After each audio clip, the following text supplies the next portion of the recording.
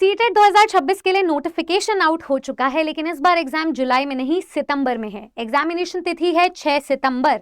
आवेदन प्रक्रिया आज यानी कि 11 मई से शुरू होने जा रही है। तो क्या है ये आखिरकार सीटेट 2026 का एग्जाम? क्या इसकी एलिजिबिलिटी है, क्या एग्जाम पैटर्न है, क्या सिलेबस है और क्या जरूरी जानकारी है, क्या नए बदलाव है, ये सब कुछ हम संपूर्ण जानकारी इस वीडियो में डिस्कस करेंगे। सो स्वागत है आप सभी का आपके अपने परिवार आर 24/7 टीचिंग एग्जाम्स पर। मेरा नाम निधि अरोरा है। जितने भी स्टूडेंट्स सीटेट एग्जाम में पहले असफल रह चुके हैं उनके लिए ये बहुत भारी मौका होने वाला है अपने आने वाली बम्पर वैकेंसीज को ग्रैब करने का। तो फटाफट से देखेंगे कि ये सारी जानकारी आपको कम से कम समय में कैसे मिलती है। वीडियो शुरू करने से पहले चैनल को सब्सक्राइब कर लीजिए और इस वीडियो को लाइक जरूर कर दें। सबसे पहले तो मैं आपको बता दूं, setet.nic.in की वेबसाइट को आप विजिट करेंगे और पब्लिक नोटिसेस में ही सीटेट सितंबर का इंफॉर्मेशन बुलेटिन डिटेल में आपको मिल जाएगा। अब इस इंफॉर्मेशन बुलेटिन के मेन पॉइंटर्स मैंने मार्क कर दिए हैं जो मैं आपको अभी बताने वाली हूँ। सबसे पहले तो एग्जाम है आपका 6 सितंबर को और आज 11 मई से आवेदन प्रक्रिया शुरू हो चुकी है। आखिरी तिथि है 10 जून। एग्जाम आपका 6 सितंबर को 2 पालियों में होने वाले। पहली पाली पेपर 2 के लिए मॉर्निंग शिफ्ट में है, 9:30 से 12 बजे के बीच में एग्जाम होगा। दूसरी पाली पेपर 1 वालों के लिए है, इवनिंग शिफ्ट में एग्जाम होगा 2:30 से 5 बजे के बीच में। अगर नंबर ऑफ कैंडिडेट्स की तादाद इंक्रीज होती है तो एग्जाम मल्टीपल शिफ्ट्स में या मल्टीपल डेज में चेंज हो सकता है, जो कि अक्सर होता है। बहुत ज्यादा नंबर ऑफ एस्पिरेंट्स इस एग्जाम के लिए अपीयर होते हैं।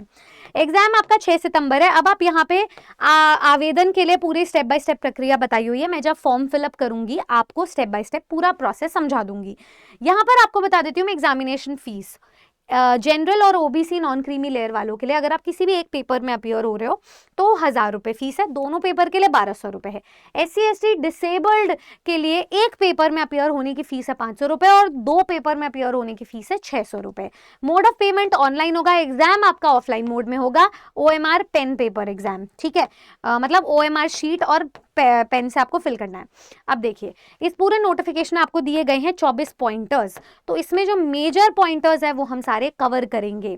तो यहाँ आपको एग्जाम डेट्स तो खैर बता दी गई है और ये आपका पूरा फॉर्म फिलअप का प्रोसेस है। मैं आपको लेकर चलती हूँ आपके एग्जाम पैटर्न पे।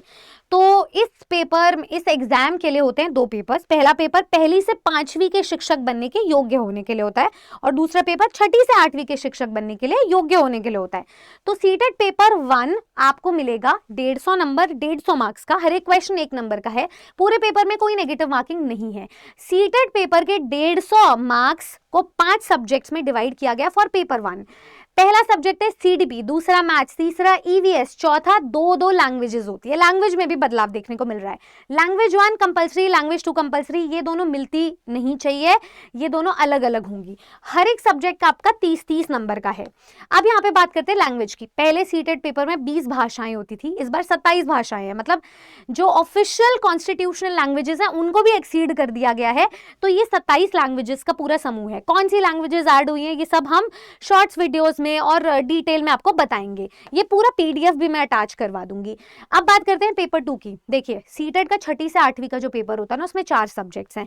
पहला CDP, दूसरा आपका CDP और उसके बाद हो जाती है आपकी सब्जेक्ट स्पेशलाइजेशन जो कि मैथ साइंस या सोशल साइंस के बीच में डिवाइडेड रहता है। और चौथा सब्जेक्ट आप ये मान लीजिए, मतलब तीसरा या चौथा लैंग्वेज 1 और एक होता है लैंग्वेज 2। मतलब CDP, लैंग्वेज 1, लैंग्वेज 2 और चौथे पार्ट में स्पेशलाइजेशन है मैथ साइंस या सोशल साइंस के बीच में। आप अपने सब्जेक्ट के अकॉर्डिंग चूज करते हो। ये भी पेपर 150 नंबर का है, 150 प्रश्न है, हर एक क्वेश्चन 1 नंबर का है और कोई नेगेटिव मार्किंग नहीं है। लेकिन इसमें सभी सब्जेक्ट 30 नंबर के नहीं है। CDP, लैंग्वेज 1, लैंग्वेज 2 30-30 नंबर की है, लेकिन मैथ्स प्लस साइंस और सोशल साइंस 60 नंबर के आपको देखने को मिलेंगे। तो मैथ्स प्लस साइंस में 30 नंबर की मैथ्स, 30 नंबर की साइंस, SST में 60 नंबर की SST होगी, सोशल साइंस। तो ऐसे करके इसका विभाजन है।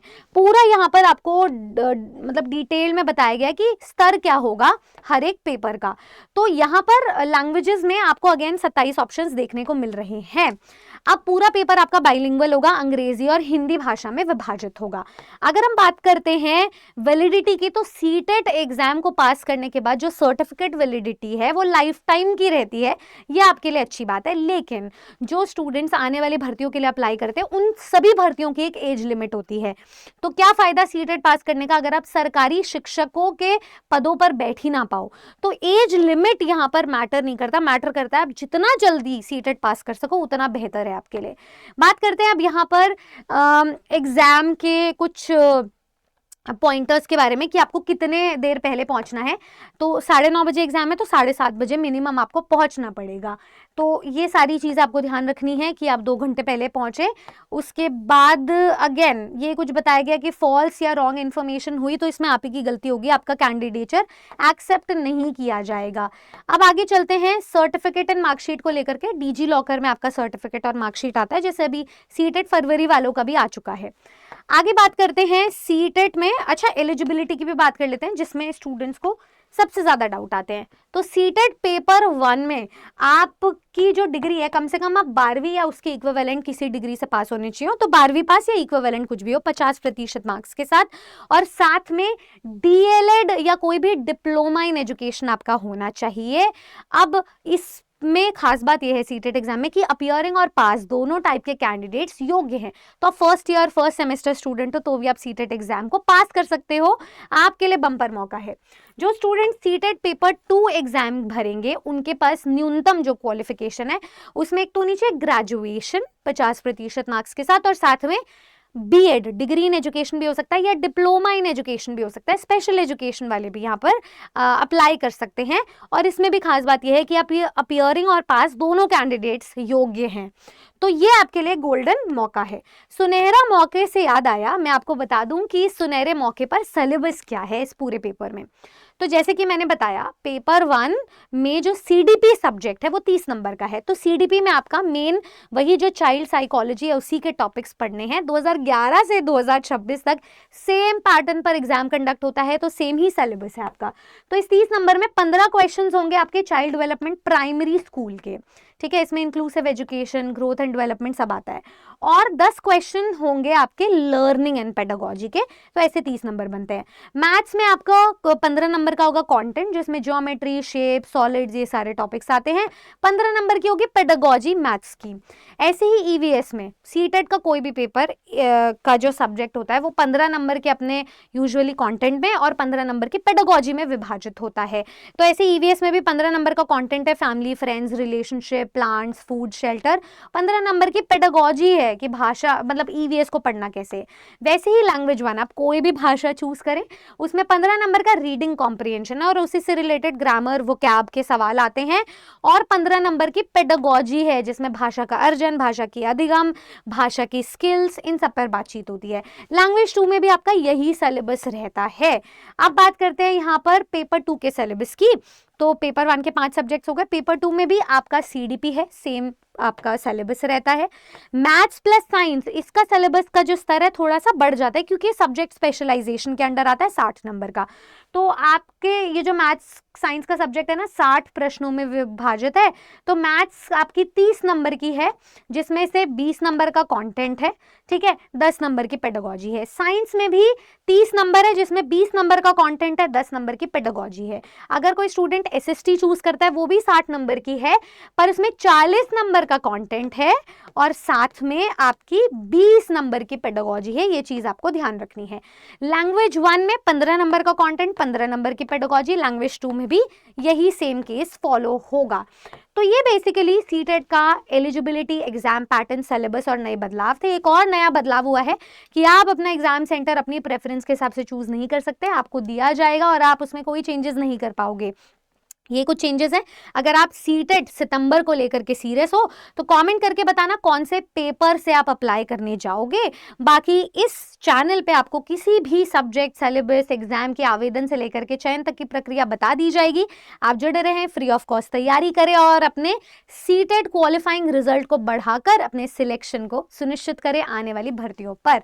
तो एक माँ की जो दुआ है ना वो जरूर कबूल होती है। जैसे कल मदर्स डे था तो जितनी भी माँओं ने अपने लिए या अपने बच्चों के लिए प्रे किया था कि एक बार उन्हें एक चांस मिल जाए शिक्षक बनने का, वो चांस आपको आज मिल गया है। आप उस चांस को यूटिलाइज करें।